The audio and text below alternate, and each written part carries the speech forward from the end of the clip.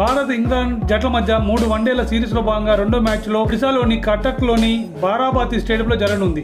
ఫిబ్రవరి 9న జరిగే మ్యాచ్ నాటికి టీమిండియా మాజీ కెప్టెన్ విరాట్ కోహ్లీ తిరిగి ఫిట్గా మారవచ్చు.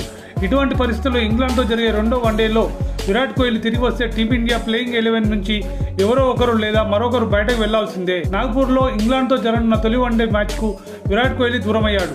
అతని గురించి సమాచారం ఇస్తూ రోహిత్ శర్మ మాట్లాడుతూ కోహ్లీ మొగాలి గాయంతో బాధపడుతున్నాడని చెప్పాడు. దీని కారణంగా అతను నాగ్పూర్ మ్యాచ్ ఆడలేడు. యశస్వి జైస్వాల్ అరంగేట్రం చేశాడు. నాగ్పూర్లో 59 పరుగుల అద్భుతమైన ఇన్నింగ్స్ ఆడిన తర్వాత శ్రేయస్ అయ్యర్ తాను టీం ఇండియా ప్లేయింగ్ 11లోకి అకస్మాత్తుగా వచ్చానని చెప్పుకొచ్చాడు.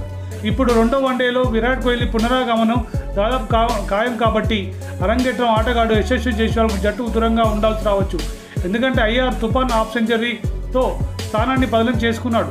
తన తొలి మ్యాచ్లో కేవలం 15 పరుగులు మాత్రమే చేసిన జైస్వాల్ బెంచ్పై కనిపిస్తాడు. వారి స్థానంలో శుభ్మన్ గిల్, రోహిత్ శర్మ ఓపెనింగ్ చేస్తారు. విరాట్ కోహ్లీ తనకు ఇష్టమైన 3వ నెంబర్లో ఆడటం కనిపిస్తుంది. ఇంగ్లాండ్తో జరిగే రెండో వన్డేకు భారత జట్టు probable playing 11 Rohit Sharma captain, Shubman Gill vice captain, Virat Kohli, Shreyas Iyer, KL Rahul, Hardik Pandya, Ravindra Jadeja, Axar Patel, Kuldeep Yadav, Mohammed Shami, Harshit Rana.